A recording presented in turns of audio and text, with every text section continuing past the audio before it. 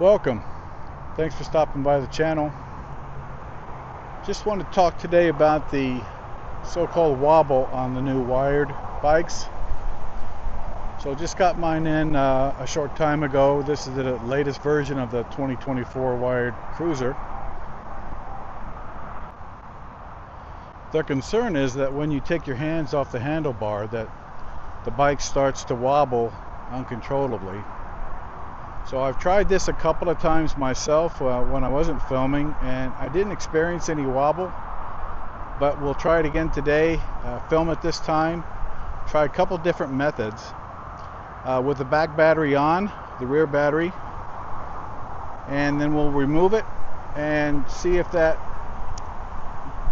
reducing that bike by 10 pounds by removing that rear battery makes any difference. Could be that the problem is the additional weight in the back, because the new wired cruiser has dual batteries now where the old one didn't.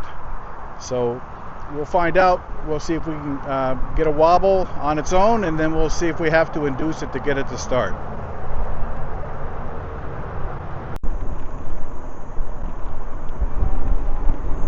Okay, so we're losing light, so we're going to try this view for the wobble test using cruise control. Alright, we got 16 on cruise. Hands off. A little shaky, but that's the rider, not the wobble. Yeah, looks like we're good there.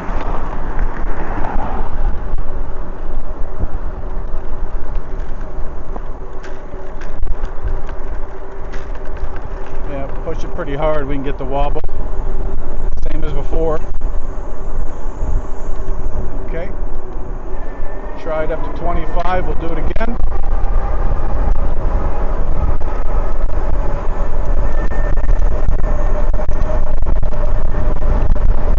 Alright, we got cruise. Hands off. No wobble, more steady. Punch it. Yeah, there it goes. Pretty decent punch.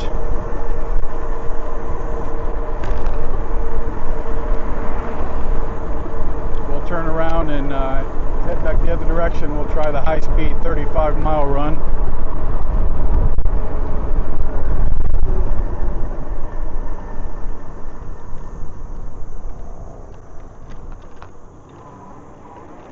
I will caution everyone, if you try this at 35 and you hit that, you try to induce the wobble, you better be ready to react, because that could get nasty quick.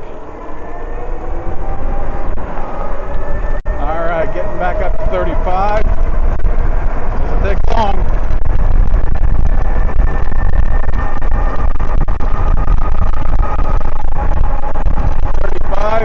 We're on cruise. Hands off.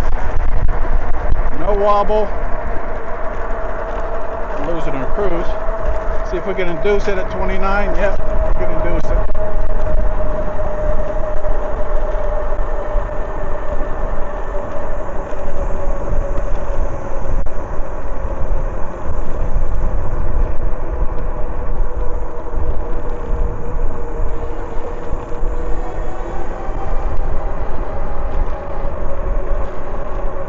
Losing light, we'll try it without the battery, see if I can do it quick enough, remove the battery, and we'll try this time. I think I'll try it at 20 miles an hour and 30 miles an hour and see if that helps. That lower speed, 15, seems to be a little too slow.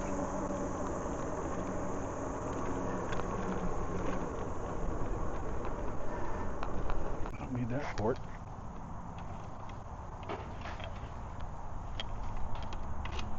Okay, we're going to twist it up. We're going to have to hold it. Reach below behind the taillight. Push out. Release the key. We will slide it out.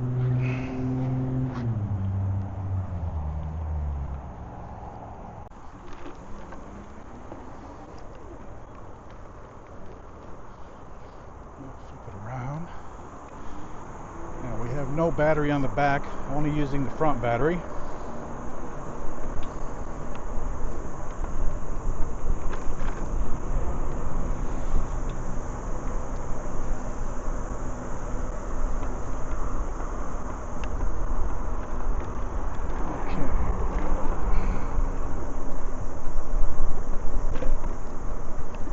headlight on.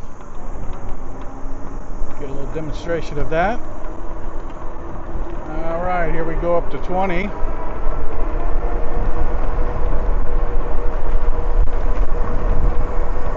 All right, we're on cruise control at 21. No rear battery. No wobble. It's pretty windy.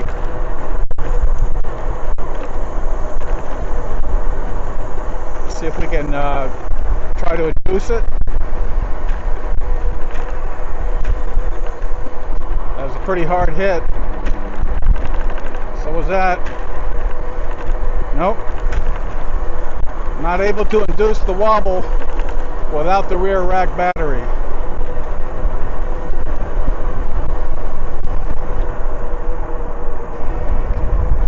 Turn it around up here.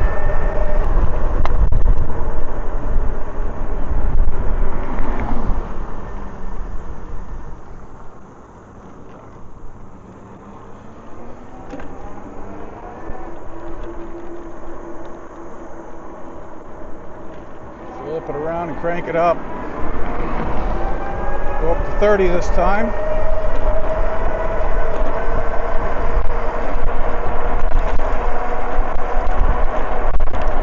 .9, we got cruise on, hands off the wheel, no wobble. Let's see if we can find something to hit.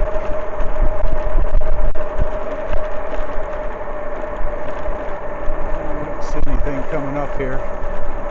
Some ridges in the road. It's not enough to create a wobble though.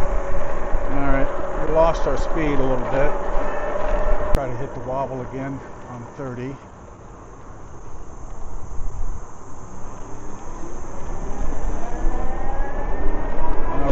Cranking it up to 30.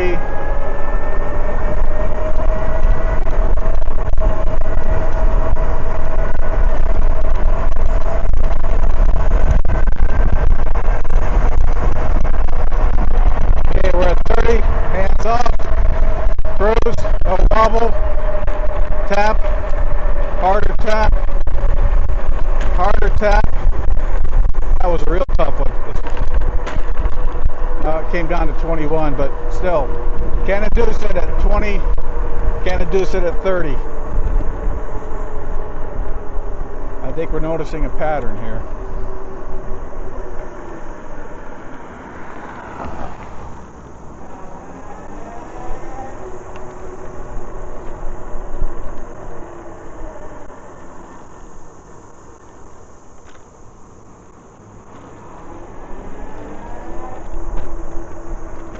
So it does seem to be related to rear weight. That battery's roughly 10 pounds, I believe.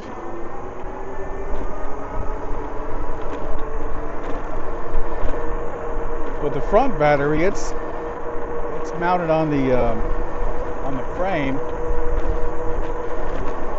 It's kind of center weight distributed. By the way, I'm 260 pounds, 6'5". Front battery's about 13 pounds, rear battery's about 10. Total approximate weight of the bike is 105 with both batteries in.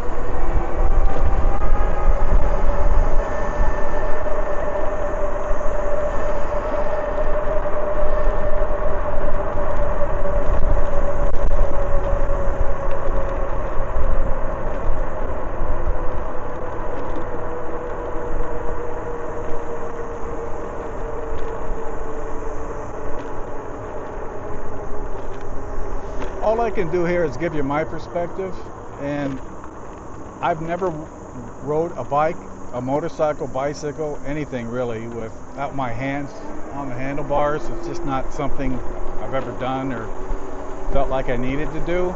I know everybody's different, and I understand that some people will say, well, what difference does it make if you have to induce it? That's not really a wobble. It doesn't really count. If you take your hands off and it doesn't wobble, you got to actually force it. But in my opinion, the point is that you want to make sure that the bike is sturdy, it's stable, and that these step-through bikes, they tend to have flex in them. That's just the way it is. You're going to get a certain element of that no matter what. This frame is sturdy. That rear suspension is very thick. They've really reinforced that. This bike is very solid to ride. Personally, I don't take my hands off the wheel. If I do, it's just one. I don't ever take both, and just, like I said, don't feel the need to. I know it's a personal preference, but anyway, those are my thoughts. And by the way, this is not a sponsored video. I purchased this bike on my own. These opinions are my own. And hopefully if they've been of any help to you, if you wouldn't mind hitting that like and subscribe button, I'd really appreciate it. And we'll talk to you in the next one.